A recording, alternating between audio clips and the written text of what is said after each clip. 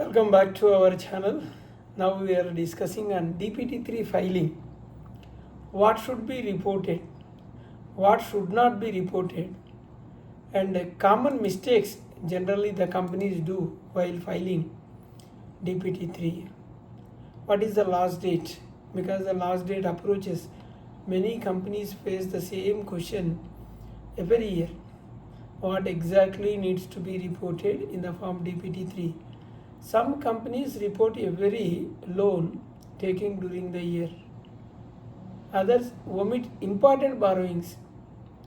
And many companies struggle with the shareholders' loans because where to report, and directors' loans, and overdraft facilities, and share application money, and intercorporate borrowings.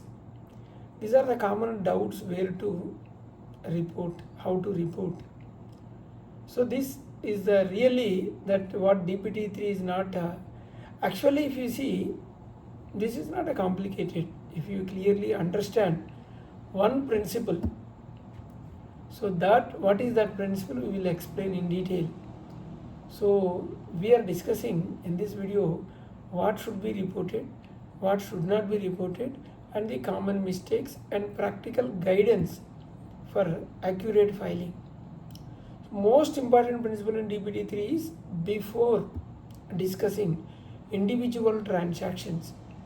Remember one golden rule, DPT-3 is based on the outstanding position as on 31st March. This is the principle. What we are reporting? We are reporting the outstanding position as on 31st March. So what does it mean? MCA is interested in amounts outstanding as on 31st March. Transactions fully settled before 31st March do not require reporting. The focus is not on how many loans were taken during the year. The focus is on what remain unpaid as on reporting date, 31st March. So the single principle involves and resolves a large percentage of DPT-3 related confusion. Understanding the objective of DPT-3. Many professionals think DPT-3 is only about deposits. How far it is correct? We will see whether it is correct, because this is incorrect. The government introduced DPT-3 to obtain information about deposits accepted by companies, loans not treated as deposits, borrowings from directors, intercorporate loans, and foreign borrowings, and certain outstanding financial liabilities. So the purpose is transparency and regulatory monitoring. So which companies need to file DPT-3? DPT-3 applies to private companies, public companies, one-person companies, small companies, and Section 8 companies. Government companies enjoy exemption under these rules. Many promoters incorrectly assume that small companies or dormant companies are exempt. Such assumptions can lead to non-compliance. The first question every company should ask, instead of did we take any loan during the year, ask what is the outstanding as on 31st March. So this is the correct approach, because what is the loan you have taken, what is the outstanding as on 31st March. You have to report as on 31st March. Directors' loans, one of the most common transactions. Many private companies receive funding from directors. Whether director loans remain outstanding as on 31st March So we should question this. Such loans generally require reporting under DPT-3.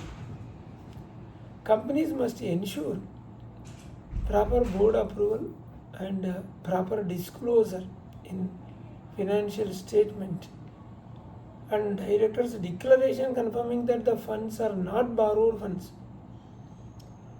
So many companies maintain a loan ledgers but forget to preserve the supporting declarations because a loan from director requires declaration. So this creates a compliance risk. During inspections and due diligence exercise, there you will face the problem. So we'll see intercorporate loans. So these loans received from holding companies, subsidiary companies, associate companies, other corporate entities may not be treated as a deposits under the deposit rules. However, the outstanding as on 31st March is required to report in DPT-3. See, one of the most common mistake is ignoring group company loans because they are exempt from deposit. That is why people will ignore this in reporting in DPT-3. Exemption from deposit classification does not automatically mean exemption from reporting in DPT-3. And shareholders loans, this is a high risk area because many companies commit errors while reporting shareholder loans, confuse where to report. A loan from shareholder cannot automatically be treated as like a director loan. There is a difference. This classification depends on the facts, legal provisions and applicable exemptions. And there is a possibility of director and himself a shareholder also. And incorrect this classification may result in wrong category selection and resubmission by register of companies. Future compliance risk complications. Therefore, shareholder loans should always be reviewed carefully before filing. Share application money, this is a big area. Share application money where the mistake frequently occur. Many companies receive share application money but delay allotment. If shares are allotted within the prescribed period, the amount retain its original character. If it is already allotted, no need to intimate in DPT-3. Prolonged pending share application money can create a regulatory issue and may require a closer examination under deposit rules. Companies should regularly monitor pending share application money balances, big risk area. And another issue, foreign borrowings, external commercial borrowings, companies having ECBs, foreign loans, overseas borrowing arrangements, must examine whether such amounts remain outstanding on the reporting date. If outstanding, then become relevant for DPT-3 reporting purpose.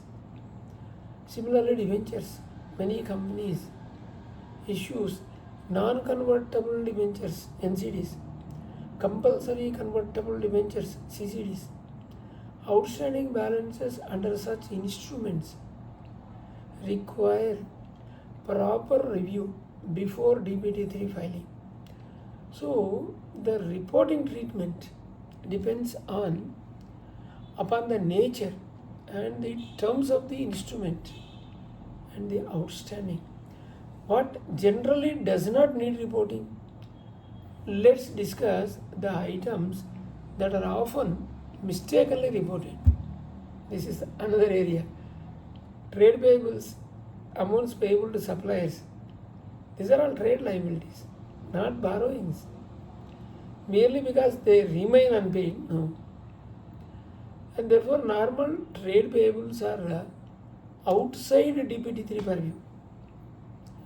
MSME dues, there is a separate reporting requirement half yearly. not in DPT-3. And lease liabilities.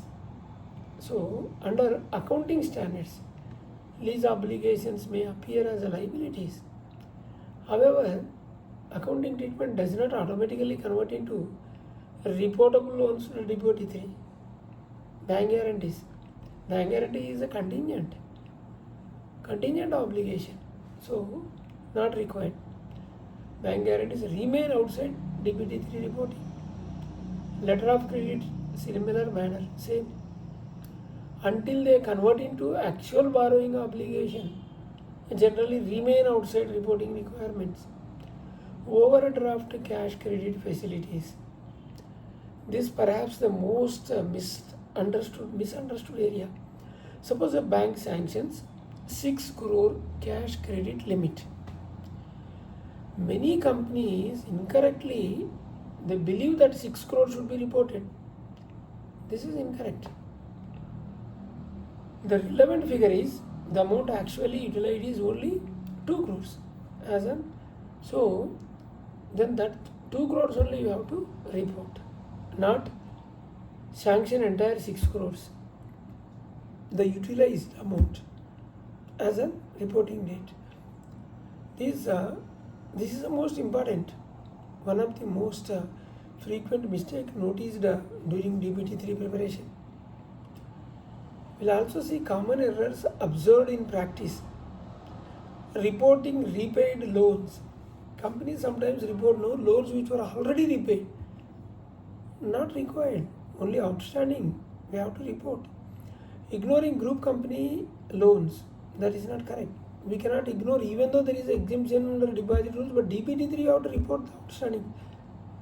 Wrong classification, shareholder loans, and figures not matching with the financial statements. Whatever you are reporting here, it should match with the financials. Reconcile with the audited financial statement. Any mismatch can attract ROC scrutiny. Sometimes missing share application money issues. These are common, often overlooked long-term share application money. Reporting sanctioned limits instead of utilized amounts. This is one more mistake generally companies do this. Is nil DPT-3 is necessary? The question is frequently asked. Technically, there is nothing reportable as on 31 March. Filing may not always be necessary if there is no outstanding, but many professionals adopt conservative approach, prefer filing nil return to avoid future disputes. So the decision should be based on the facts, professional advice. So review all outstanding liabilities, verify director loan declarations, review shareholder funding separately, check share application money balances if any, verify the borrowings and utilized amounts, match the figures with the audited financial statement. There should not be any change, the figures which you are giving here and with the audited financial statements, which going to be, because financials will be audited later, so many of the companies, so that is the reason we have to take care of both, and correct category of selection and necessary approvals.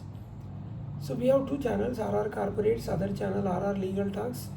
Please do subscribe, hit the bell icon so that you will not miss my latest videos. Thank you.